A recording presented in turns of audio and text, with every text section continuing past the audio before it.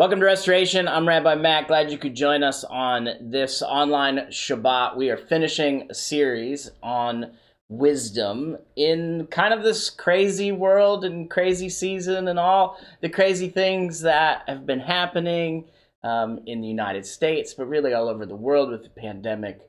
Wisdom is crucial in learning to live out wisdom. And if you haven't tracked with us, there's 4 other messages in this series, and we encourage you to go back on the Restoration app or YouTube and watch those messages. The first message is about Chachma, which is Hebrew for wisdom, which is not just intellectual wisdom, but it's wisdom that God put into the fabric of the universe, and at the same time made it available to everyone.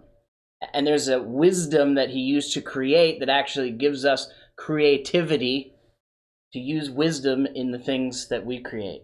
The second message was on the fear of the Lord, not fear in the sense of terror, but fear in recognition of who God is and who you are in comparison to him. We're supposed to recognize that he's actually the one in control, that he's actually the one that's God, not me. I'm not in control. You're not in control.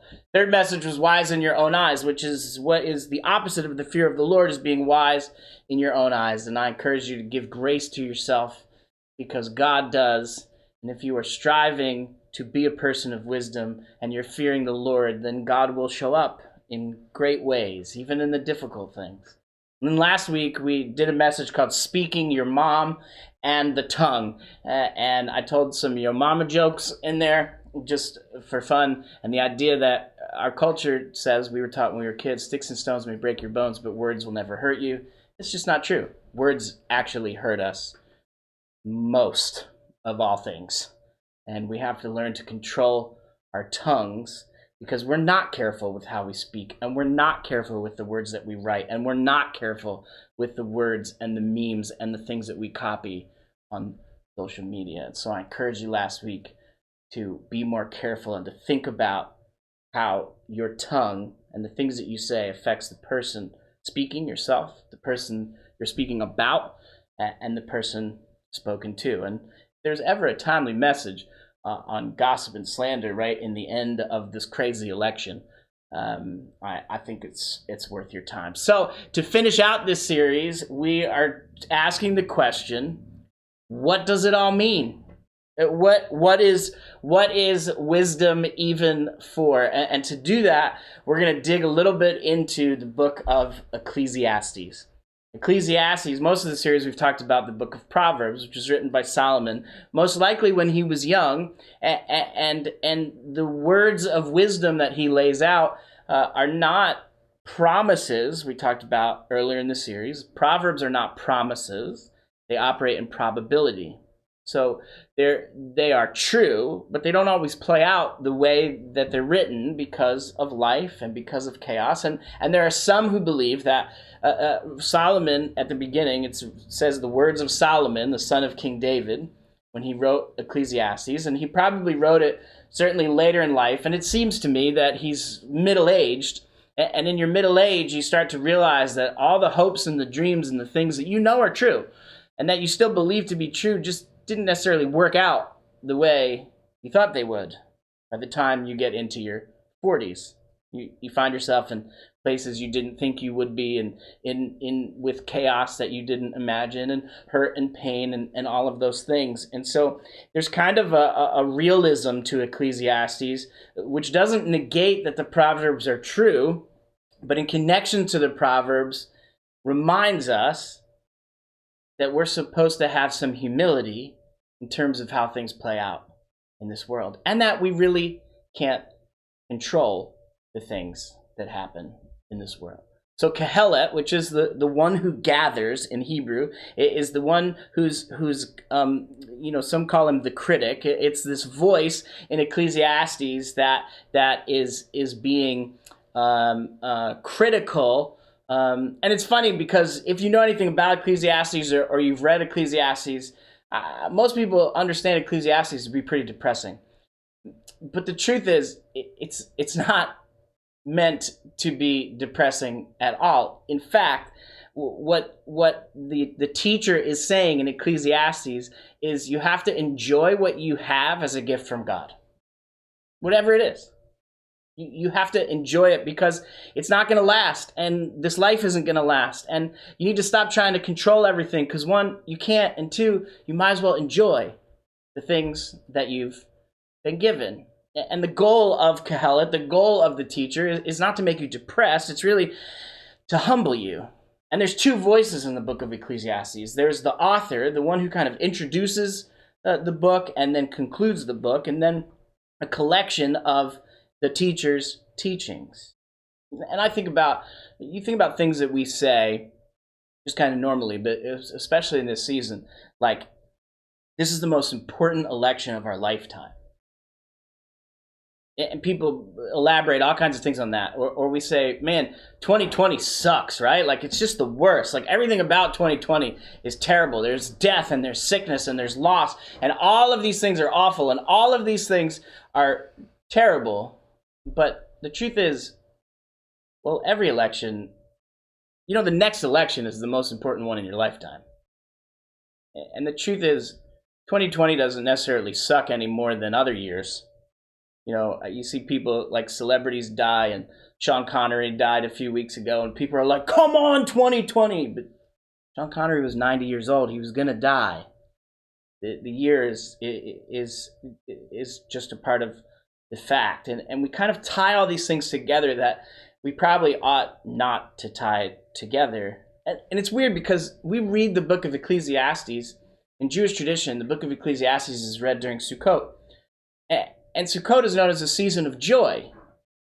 So why do we read a book that sounds so depressing on a reading, simple reading of it? Why would we read it in joy? And one Jewish author, Hanan Schlesinger, says in an article on My Jewish Learning, he says, but King Solomon, to whom the book of Ecclesiastes is traditionally attributed, is not uniformly pessimistic. He sees a way out of the abyss. Although he manages to extricate himself only partially, occasionally succumbing to the melancholy with which he began. The solution is to embrace the temporality of life, and without looking beyond, to savor the moment. Well, one must focus on the here and now. Indeed, there's no permanence. Our existence is transitory by its very nature, and that, however, is not man's downfall. His downfall, rather, precisely in the vain effort to deny the truth that cannot be denied. So, in thinking about Ecclesiastes, I want to encourage you as we go through this to enjoy what you have as a gift from God. If you're married and with a family, enjoy it. If you're single and without a family, enjoy it. If your president won or he didn't win, enjoy it. If there are things to enjoy even in the midst of awful things. It doesn't mean we ignore them. It doesn't mean they disappear. There are hard things happening all over the place. But life is so short that we need to enjoy what you have as a gift from God. And second, stop trying to control things you can't control. You have to enjoy the things that you have as a gift from God, and you have to stop controlling the things you can't. The dilemma in Ecclesiastes is there's three things that the teacher writes about that we can't control. And they are time, death, and the randomness of life. Right? These things are totally beyond our control. We can't control time, we can't control death, and we can't control the randomness of life. He talks about not being able to control time, right in the beginning of the book. In Ecclesiastes chapter 1 and verse 3, he says, what does a person gain in all his labor that he toils under the sun? A generation comes and a generation goes, but the earth remains forever. The sun rises and the sun sets and hurries back to its place. It rises and the wind goes towards the south and circles around the north. Round and round it swirls about, ever returning to its circuits. And all the rivers flow into the sea, yet the sea is never full. To the place where the river flows, there they go again. All these things are wearisome, and no one can express them. The eye's never satisfied with seeing, nor the ear filled with hearing. And the truth is, we're going to talk about this in a minute, but we're going to die. And I don't know about you, but in my family, I was talking to my mom this week, and I know we know the names of my mom's grandparents. All we know is their names. We know a little bit about the parts of Italy that they came from, but we really don't know much about them. And because her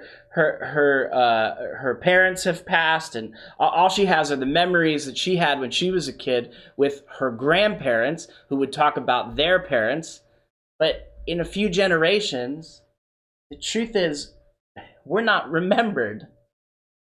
And while that could sound depressing to you, I think the teacher's point is it's not that it's depressing, it's that the things that you're stressing out about and the things that you're worried about, this is the most important election of our lifetime. Yeah, but how many presidents of the United States can you name off the top of your head? I tried this exercise with my son the other day as we were talking about these things, and you know, I can name George Washington and John Adams and Thomas Jefferson, and I know John Quincy Adams was John Adams' son, and he was president in there somewhere. And I know Lincoln and McKinley and JFK were assassinated.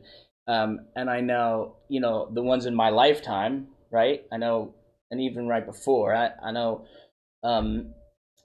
Carter and Reagan and Bush and Clinton and the other Bush and Donald and Obama, and some of them. But even the most important people in the world are going to be forgotten because we can't control time. Generations come and generations go, but the earth keeps rotating, and the tide keeps coming in and going out, and the things that we are concerned about in the long run, really not that concerning. My mom told me the story this week about when she was in college, and the professor asked the famous philosophical question: if a tree falls in the forest and there's no one to hear it, does it really make a sound? And people said, oh, such a great... And my mom, she raised her hand and she said, that's the most self-centered question I've ever heard in my life. Like, if you don't hear it, it doesn't make a sound? Really? You know, like it's so hard for us to wrap our head around the idea that life is not actually about us.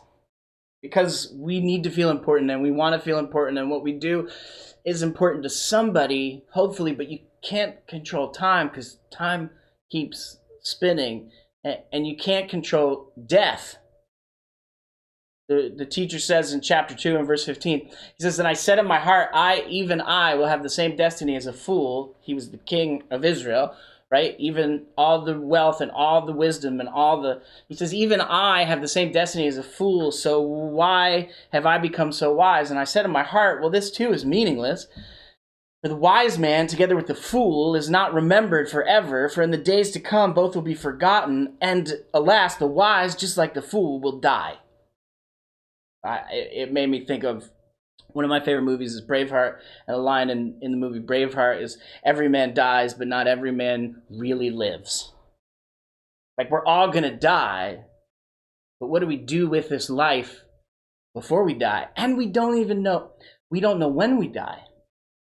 We're afraid of death, but we don't know when it was. And I was saying to somebody this week, if I knew I was going to die at a certain time next year, I think my choices for this year would be very different. I think I would choose to travel more. I think I would choose to see the things I wanted to see. You know, this is where bucket lists come from. What are the things you'd want to do before you die? And people have bucket lists that they never accomplish because they're working and they're toiling under the sun, as the teacher says. It's so hard for all the wrong reasons that we miss that you are gonna die. At some point, we get sad, as we should. We get sad when we hear of people, like at the beginning of this year when Kobe Bryant died. You know, everybody was like, he was the best of us, and he was a mentor to so many, and he was doing so much good for women's basketball and for his daughter, for the WNBA and for the NBA and all these players who he was mentoring beyond basketball of the things they should do after, you know, and the ways to take care of themselves beyond the short career that they're going to have. And he's loved by so many people because he achieved so much in the world of sports. And we're like, he was taken so young, and he was. And it's sad. And I'm not trying to minimize the sadness of it. We just don't know when we're going to die, and we can't control when we're going to die. And if we knew when we were going to die, I think our choices would be different. And we talked through this in this series. I just said a minute ago, Proverbs are not promises or commandments. Proverbs operate in probability. And so the teacher of Ecclesiastes understands that the fear of the Lord is right. But he's also saying even within the fear of the Lord, you still can't control anything, because even by being good, it doesn't mean you get to avoid death. The person with wisdom and the fool are both going to die. The wealthy and the people who are poor and the most important people and the people who aren't as important to the world or who are unknown, none of them escape death. You can't control time, and you can't control death, and you also can't control the randomness of life. Ecclesiastes 9 verse 11 says, I further observed under the sun that the race is not swift, nor the battle too mighty, nor does bread come to the wise, or wealth to the discerning, or favor to the skillful. For time and chance befall them all. Moreover, no one knows his time, like fish caught in a fatal net, or birds caught in a snare, so people are trapped in a time of calamity that falls upon them suddenly. God is with people who have the fear of the Lord, and he is with us when we are seeking to not be wise in our own eyes, and we're seeking to control our tongue so that we're careful with the way that we speak and the things that we write and the things that we post, that we're careful. And when you make good decisions, God blesses it, and he's certainly with you, but it doesn't mean you're going to avoid cancer, and it doesn't mean you're going to avoid losing loved ones, and it doesn't mean that you're going to avoid death itself, and it doesn't mean that you get what you deserve. It doesn't mean that bad things are happening because you're really a bad person, or that good things are happening because you're really a good person. None of those things are true. All of those come from before we understood relationship with the one God who created the heavens and the earth, before Abraham. That you could make the gods angry and they would curse you, and you could make the gods happy and they would bless you. And so many of us treat the God of Israel in the very same way. This is why in Ecclesiastes chapter 1 and verse 2, the teacher says, vanity of vanities, says the teacher, vanity of vanities, all is vanity. Or in the TLV it says, futile, completely meaningless, everything is futile. But the word that's repeated 5 times in that sentence, and actually 38 times through the book of Ecclesiastes, is hevel. And hevel means smoke or vapor. It doesn't mean meaningless. It doesn't even mean vanity. What the writer of Ecclesiastes is trying to say is smoke comes and goes. It's temporary. It's fleeting.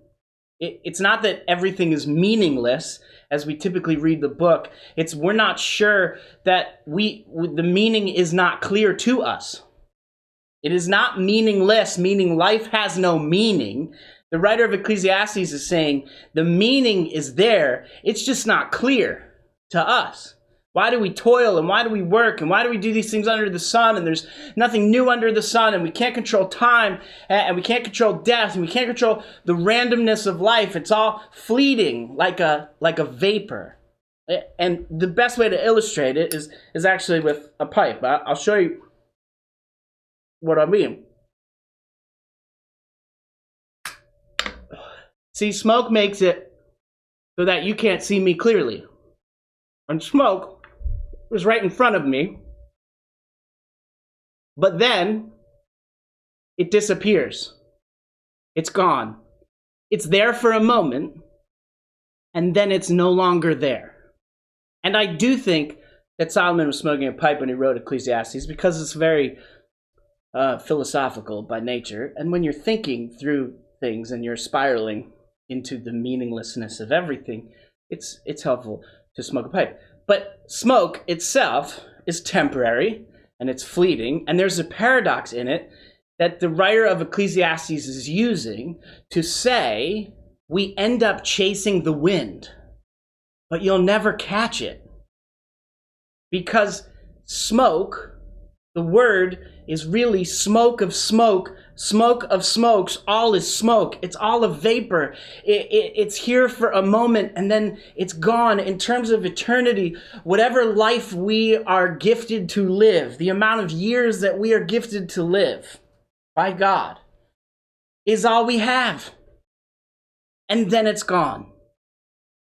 And so, like smoke, life is confusing, disorienting, and sometimes often uncontrollable. And the prophet is not trying to make you depressed in Ecclesiastes as much as it is to humble you, because you can't control time, and you can't control death, and you can't control the randomness of life, and it's all a vapor. It appears and then it disappears. You can try to grab it, but it leaves. You can't hold on to it, but there can be enough smoke that it could cover your eyes so that you can't even see, like fog. And so the real heart of Ecclesiastes is the teacher is saying what you have, what you've been given by God as a gift, enjoy it. Stop trying to control things you can't control. Because Ecclesiastes chapter 1 and verse 9 says, what has been is what will be, and what has been done will be done again. There's nothing new under the sun. Look, I love technology. I love all the fun things. I just added Alexa to my house. I have like in every room, and I can tell it to turn off the lights, and I can tell it to do all these things, and I can message my kids and intercom my kids, and there's all these ways that we're connected. But the truth is, there's actually nothing new under the sun. It's reiterations of things that have already happened. And the design is to enjoy it, because the prophet, the teacher, is not trying to make you depressed. He's trying to humble you. And listen to all these different verses from Ecclesiastes. Chapter 2, verse 24 says, there's nothing better for people to eat and drink than to find enjoyment in their labor. This too I perceived is from the hand of God, for who could eat and who could have joy apart from him?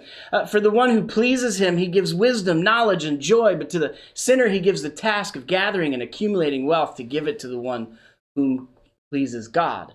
This also is a vapor. It's a striving for the wind. Or Ecclesiastes 3, verse 12 and 13 says, I know that there's nothing better for man than to rejoice and enjoy themselves in their lifetime. When you eat and drink and find satisfaction in all your labor, this is a gift from God. Verse 22 of chapter 3, he says, so I perceive that nothing is better than for man to enjoy his works, because that is his portion. For who can bring him back to see what will be in the future? Or Ecclesiastes 9, verse 7 says, go, eat bread with gladness and drink wine with a merry heart, for God has already accepted your deeds. Let your clothes be white. Do not spare oil on your head, like pour all of it, like use it up. And oil is a symbol of prosperity and wealth and joy. And he's saying, you don't spare it on your head. Live joyously with the wife whom you love all the days of your fleeting life that he has given you under the sun during all your fleeting days. For this is your portion in life, and in your toil that you labor under the sun. Or Ecclesiastes 11 says, for if a man lives many years, let him rejoice in them all. But let him remember the days of darkness, for there will be many, and everything to come is obscure. So rejoice, young man, in your childhood, and let your heart cheer you in the days of your youth. Walk in the ways of your heart and in the sight of your eyes. But know that for all these things, God will bring judgment. So, verse 10, chapter 11. Banish anxiety from your heart. Cast off distress from your body. For youth and prime of life are fleeting. It's all a vapor that appears and then disappears. So enjoy what you have, because you can't control time and you can't control death and you can't control the randomness of life. So you should enjoy what you have as a gift from God. Stop trying to control the things you can't. And then the author, who's the one who collected the writings of the teacher, at the end of the book, says Ecclesiastes chapter 12 and verse 9. He says, furthermore, Kehelot, the teacher, was not only wise, but he also taught the people knowledge, and he pondered and sought out and set in order many proverbs, right? Kehelot means the one who gathers. And Kehelot searched to find delightful words and truthful, accurate sayings. And the words of the wise are like goads. Their collective sayings are like firmly affixed nails. They've been given by one shepherd. So be warned, my son, of anything in addition to them. There's no end to the making of many books. And excessive study wearies the flesh. This is such a cool sentence in chapter 12. Because you can even take something like wisdom and knowledge and the study of and the pursuit of, and you can make the pursuit of wisdom a god in and of itself. And so the author is saying, look, he searched all these things. He found them to be good. He found eating and drinking and being merry and enjoying yourself. He found those things to be good, but he also found that there was randomness in life and there was death and that we couldn't control time. And in light of all of these things, don't study too much. Because there's no end to the making of books, and excessive study will weary the flesh. Like, enjoy yourself. Verse 13, he says a final word when all has been heard. Fear God, keep his commandments. For this applies to all mankind. God will bring every deed into judgment, including everything that is hidden, whether it is good or evil. There's a day coming in the end of all things, a day that is called the day of judgment, where God will judge all things, even the hidden things, which is why you really shouldn't keep anything hidden, because it's going to come out anyway, whether good or bad. And the author is finishing where Proverbs left off. It's still fear God and to keep his commandments, because wisdom is good and the fear of the Lord is good. And if you're wise in your own eyes, it's going to end in death. Be careful with the way you speak, with your tongue and the things that you say. Like, be a person who's good and helpful, and those things are good to strive for. But in the end, everyone, both the good and the bad, the righteous and the unrighteous, are going to be judged to all the things that are good and evil. So, in the middle of all of this craziness that we thought was going to be over like 8.5 months ago, and still continues to carry on, enjoy the people that you have.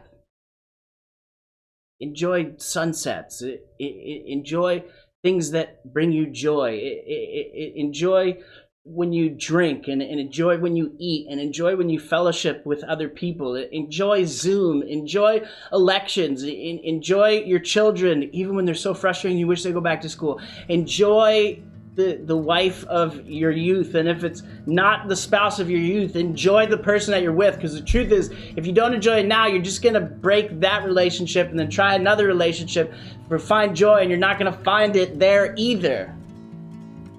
Instead, enjoy a good movie, enjoy a good book, enjoy the scriptures that God has given us, enjoy your friends, enjoy your family, enjoy the crazy uncle who always talks about politics at the holidays and you wish he wasn't there, and enjoy the people. You know, find things to laugh about, find joy in the everyday things, while we, within the boundaries of fear God and keep his commandments,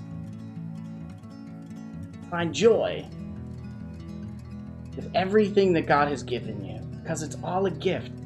Even the hard stuff, even the rough things that we don't even know the meaning, because the truth is, life isn't meaningless.